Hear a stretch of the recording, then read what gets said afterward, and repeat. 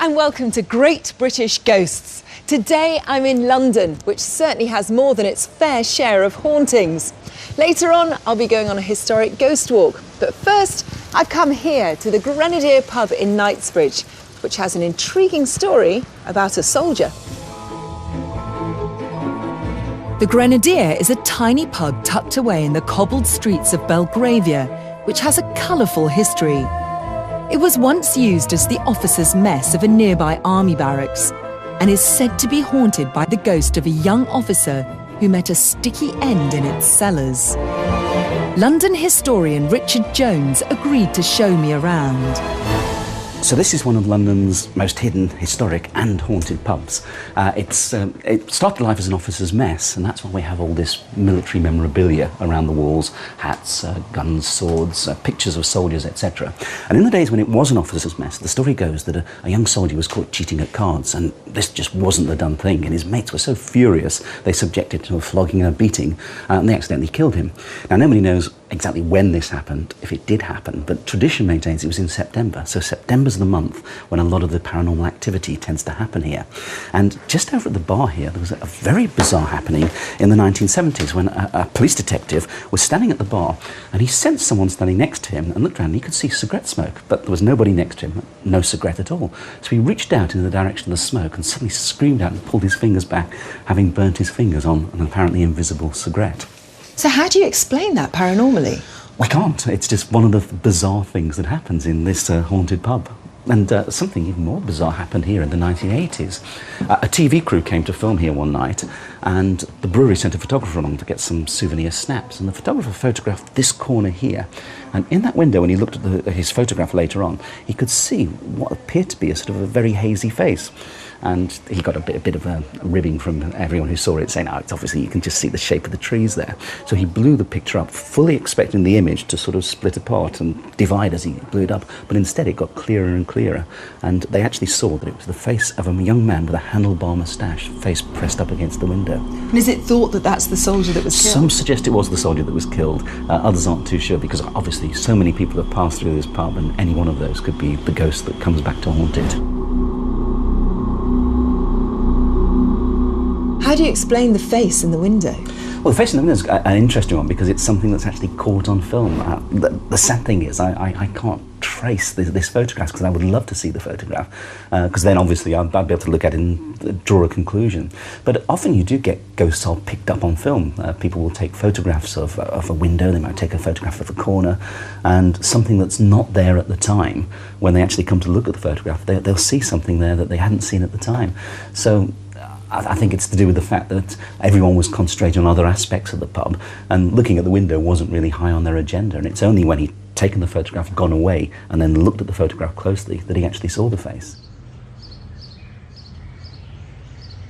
You get a lot of hauntings up here in the bar itself, so a lot of customers experience it. Of course, there's places then the staff can go, and that's a very haunted place as well, and that's the cellar just over here. The cellar's always haunted, isn't it? It's always a haunted cellar, but this one's particularly haunted. It is amazing, Richard, isn't it, just how many pub cellars are haunted? Oh, very much so. It's there's always something in the cellar in a pub, or someone. There are lots of stories about things happening to people. People in the cellar having sort of a closed tug. They've felt people shoving them in the back. Things get moved around. In fact, an old landlord who was here was so wary of the ghosts that he actually had a crucifix that he placed in the cellar, and that was there for the entire period of his tenure.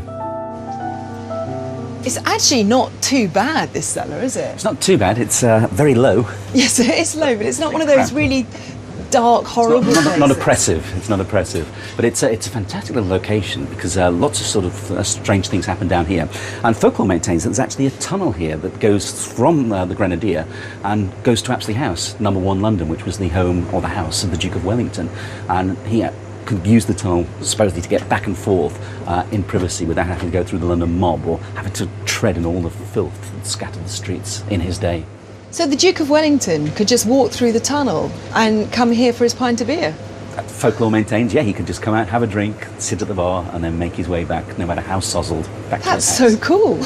And what ghosts have been seen down here, or paranormal things? Down here, it's not so much ghosts are sighted as ghosts are experienced. Strange smells is a popular one. People get a sort of a nauseous smell in the air. People working away down here have been pushed. People have had their clothing tugged. People have felt someone standing behind them and been certain there's someone behind them, but when they look round, there's nobody there. So it's a place more where you experience or sense things than see things. Richard, why do you think it is that cellars are often haunted? Is it because they're a safe place for ghosts and spirits to stay? I think it's a lot to do with the fact that the atmosphere of the cellar, it's conducive to a good haunting. And also, if you actually look at the walls here as well, these thick walls, and who's to say what memories are trapped within these walls? And if we believe in the stone tape theory, then those memories sometimes come out of the walls, people pick up on them, and they'll see scenes played out before them that were laid down many years or even centuries ago. There's a theory that ghosts are sort of emotions. It's called the stone tape theory, that ghosts can be emotions that are left behind. And of course, we tend to associate ghosts with fearsome, horrible acts, murders and beatings to death. But of course, a lot of ghosts are happy ghosts. They don't necessarily have to be miserable. And if you've actually enjoyed yourself somewhere and you've then gone off to the trauma of war or something, then perhaps your thoughts would turn back to your last night. Maybe they'd spent a last night here. Maybe they'd had their last happy time here. And it's that brings them back time and again. While we were filming in the cellar, a strange thing happened. A spare light bulb fell off the shelf and onto one of the tabletops. I've been working here 3 years. I've never experienced anything supernatural or anything to do with ghosts until today. As soon as you guys came down, I've had this little item stored up in this little cubby hole there, so it was a dead one, ceased to function. And I was keeping it for measurement purposes when I would buy some new ones. 3 minutes after you lot went upstairs, it drops on the floor. That one surprised me. It's been there at least 3 weeks and it's never moved. Although the current landlord is a self-confessed skeptic when it comes to ghosts, he did have a weird experience. Well, I've only been here a short while and I've had one strange experience, and that was in the cellar. I was downstairs counting the stock, and while I was down there, I felt my shirt being tugged. So I don't really believe in ghosts anyway. I turned round and there was nobody there, and I just ignored it. I thought it might have been a bit of static or something, or my shirt got caught on something. Anyway, it happened again, and I turned round and I actually saw my shirt moving like this. And that was really weird, but anyway, I thought it might have been somebody playing a joke or a trick, something like that, and I called for Pete, who's the old cellar boy, and he came down the stairs and said, "What?" So I just said, "Somebody's pulling my shirt," and he just laughed and said, "It's probably the ghost," and walked away. And that's my only experience here at the moment, but I've only been here for a few months, so who knows. As far as ghost stories go and hauntings go, pubs are great places to tell stories. People sit around and they swap stories. And so you've got landlords who come here, they'll have a ghostly experience, or a customer will have a ghostly experience, and then they'll pass it on to someone else. And of course, we've got the oral tradition is kept so alive and so vibrant in the haunted pubs of London.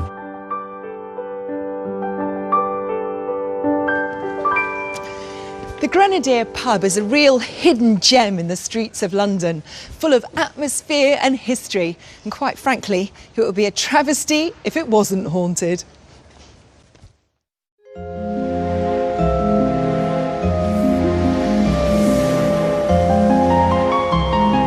With such a rich history, the City of London is a fantastic place for ghosts and ghost stories, and one of the best ways to hear about them is to go on a historic ghost walk. Thousands of tourists go on ghost tours around London every month, and judging from the reviews he's had, one of the most popular is led by London historian Richard Jones. He's been doing it for over 20 years and has written several best-selling books on the subject. So when it comes to London hauntings, he's definitely the man to follow. So this is Smithfield Meat Market, and this is Europe's largest market. It dates back to 1868, and it still is a working market. It starts work at midnight, finishes 8 in the morning, and it's slap bang in the middle of one of the places, historically speaking, one of the most gruesome parts of London. And around here is where it all happened.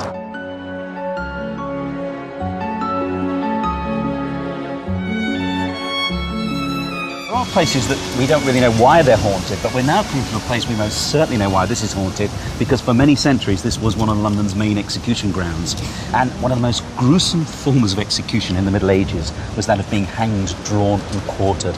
And it was here at Smithfield that this man here, Sir William Wallace, Braveheart, was brought on a 23rd of August 1305, and here he was hanged just for a few moments, cut down and then castrated, and then the skill of the executioner was to actually cut you open and to keep you alive for as long as possible, so they could then take out your innards and burn the innards before your very eyes. That and then is you'd be gory cut into and miserable. horrible, horrible, and then cut into quarters, and quarters pinned up above the various gates, and his head was actually pinned up or posted up above London Bridge, on the south side of the bridge, so that people coming towards London would see William Wallace's head there and be reminded of the punishment awaiting all those guilty of treason. So it's really no wonder, with all the executions going on around here, this is a most really haunted spot. And people who work here till the early hours of the morning said from time to time they hear anguished and agonised screams carried on the breezes, and they smell, sometimes because people were burnt alive here, so they smell a smell not unlike the smell of burning flesh.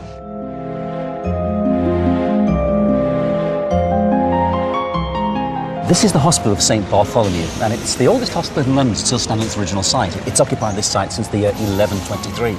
But from a paranormal perspective, it's a haunted hospital, because within the labyrinth of these buildings, there's a lift, an elevator, which the staff have poetically dubbed the coffin lift. And it's so called because it's a wooden lift, it's tiny, but also it's got this unnerving habit from time to time. If people go into the early hours of the morning, it doesn't matter which floor they press for, the coffin lift takes them straight down to the basement, lights go out, and it won't move. So after a few moments of madly pushing the buttons, they'll get fed up, pull the gates open, start to walk up.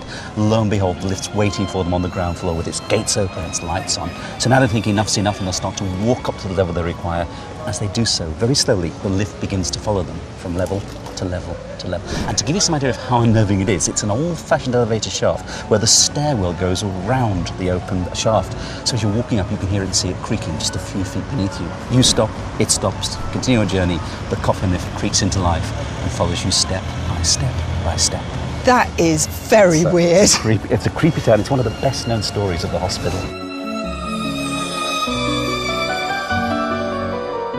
The point about London is that it's been in existence for 2,000 years, so you've had demolition, rebuilding, and the consequence is that the burial grounds have often been utilised into building spaces, so plague pits will often be built on, and we have what could be tombstones. No one's actually certain what these are. They could be tombstones. Certainly look like tombstones. But we're here in the most bizarre places. But as we come down the passageway, there's something quite bizarre about this passage, because it's a passage that officially has a name, but in reality it doesn't. You can actually see, if you look on the wall here, where the name should be. But every time they put the name sign up, it gets stolen. Another one goes up, it gets stolen. In the end, they just gave up altogether. What's it called then? Well, I can't see the attraction. Why anybody wants to steal a name that says Back Passage is beyond me, but steal it they do. Personally, I blame the medical students from St Bart's Hospital. But here we have the pub called the Rising Sun. And this pub is synonymous, or was synonymous, with the resurrectionists, the sack-em-up men, the body snatchers. And they're the people who go out into the early hours of the morning and dig up the bodies of the newly dead, which could then be sold to doctors at St Bartholomew's Hospital and then used for medical experimentation. Now, whether the body snatchers have got anything to do with the hauntings here, I don't know, but strange things happen here. Barmaids who live on the premises, they've long grown used to the covers being tugged off them in the dead of night by an unseen hand. Others have the worst experience. They're lying in bed at night when the bedroom door will creak open, and they'll sense that someone or something has entered the room. They can't see anything or anybody, and it gets worse. Whoever it is, sits down on the bed, and they can feel the pressure of where it's sitting. They can even see a depression where it's sitting, but just can't see anything or anybody. And then in 1990, its then landlady was enjoying a shower one summer's afternoon, and she thought she heard the bathroom door open and then close, and she called out, no response. And then, you know when you get that feeling there's somebody standing behind you? Well, she got it, and she froze in horror as the shower curtain pulled slowly aside, and the very next moment, an ice-cold hand ran down her back, and she turned round, and there was nobody there.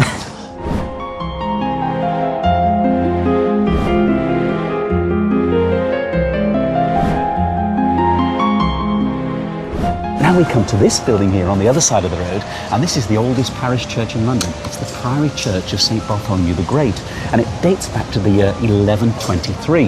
It was founded by a monk named Rahia, and Rahia now lies buried inside the church. And in the 1860s, they decided to open up his tomb and see how he was getting on. And they discovered his body was perfectly preserved, even down to his garments being intact, right down to 2 leather sandals on his feet. So they closed up the tomb and away they went. And a few days later, one of the officers of the church fell sick, and on his sickbed confessed that when the tomb was opened, he had stolen one of Rahia's sandals, gave it back, he got better, but it never went back inside the tomb. And from that day on, Rahia has haunted the church. And it's mostly late at night he appears, this hooded figure who comes out of the gloom, who brushes past anyone who stands around. And as you turn around to acknowledge him, he shimmers and melts away before your eyes. And is he looking for his sandal then? Supposedly he's hopping mad looking for his sandal.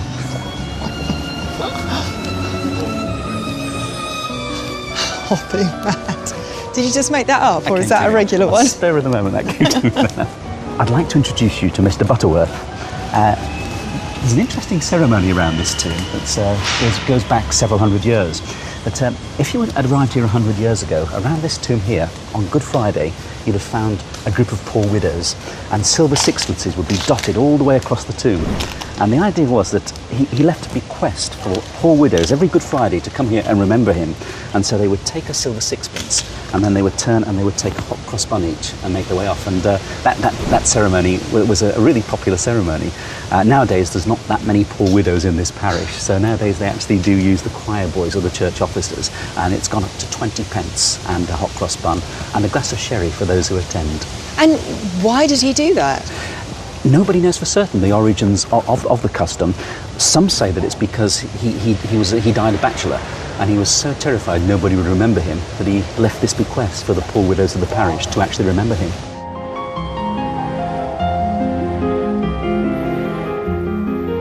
So here we are in Cock Lane, and it's in Cock Lane in the 18th century that what many people consider to be London's most famous ghost story ever occurred. In fact, in Cock Lane in the 18th century, there lived a man named William Parsons, and one day he took in a lodger, William Kent, and his mistress, Mistress Fanny. And Mistress Fanny had been the sister of William Kent's wife, but they moved into the Parsons household. And then a few weeks later, William Kent went away on business, and Mistress Fanny was so afraid to spend the night alone, she took into bed with her William Parsons' 11-year-old daughter Elizabeth. And that's when it started, because she was woken in the dead of night by these noises coming from the wainscoting. And she lay there terrified, and she heard this scratch, scratch, scratch, and this bang, bang, bang. And it absolutely terrified her. And so the consequence was that when William Kent came back from the business trip, his mistress was on the verge of a breakdown. So they moved out, and a few weeks later, Mistress Fanny died and was buried in the crypt of St. John's. And that's when the noises started again. So Parsons began charging people to go into the house and listen. And all these scratching noises seemed to centre on his 11-year-old daughter Elizabeth. So she became something of a local star or local celebrity. But then Dr. Johnson stepped in and exposed the whole thing as a hoax. He got a midwife to reach up the girls' dresses, and she found 2 rough wooden boards strapped onto the girls' legs. And it had just been a complete hoax. For the knocking noises, she was knocking her knees together. Scratching noises, she was scratching her legs together. And Parsons ended up 2 years hard labour for fraud. But in fact, the ghost was then assigned to the pages of London history under the absolutely wonderful name of Scratching Fanny of Cock Lane. That is a fantastic story, but I must say I'm recovering from a heart attack myself. There you have it. Well, there's a hospital over here.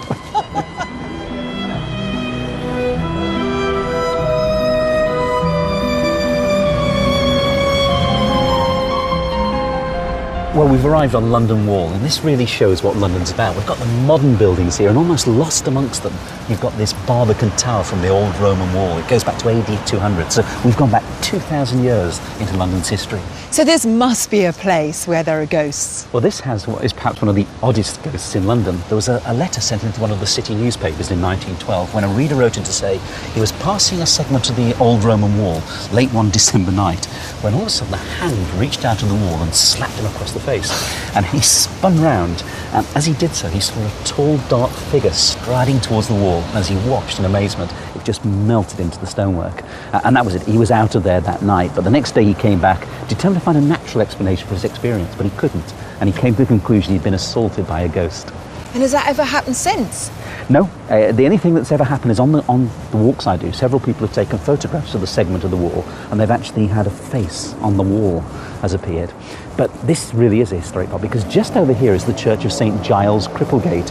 And this was the scene of a very bizarre 19th century tale when a lady who lived in the parish died, and her husband went to the church and he asked, could she be buried in the crypt in her wedding dress with the wedding ring upon her finger? And it was a perfectly reasonable request, so the church allowed it, and she was laid to rest in the crypt. But the church warden had noticed the wedding ring, and that night at midnight he and his wife came back to the church and they prized open the tomb and they tried to take the ring from her finger, and it just wouldn't move. So they took out a pocket knife and began to slice into the flesh, and then made the discovery she wasn't dead. She was suffering from narcolepsy.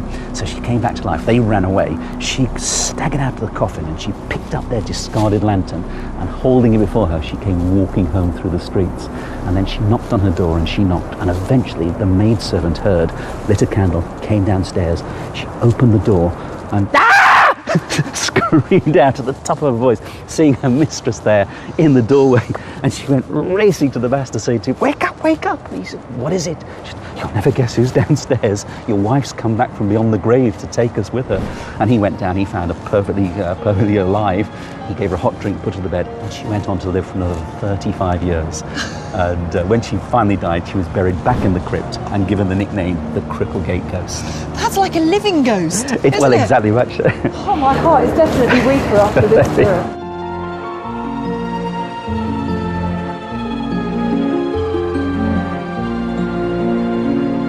Well, I lived in London for about 15 years of my life and I didn't know most of that history. I must say some of it is quite shocking and some more light-hearted. But going for a walk with Richard is certainly a very entertaining way to hear about both the history and the ghosts. I'll see you next time. Bye-bye.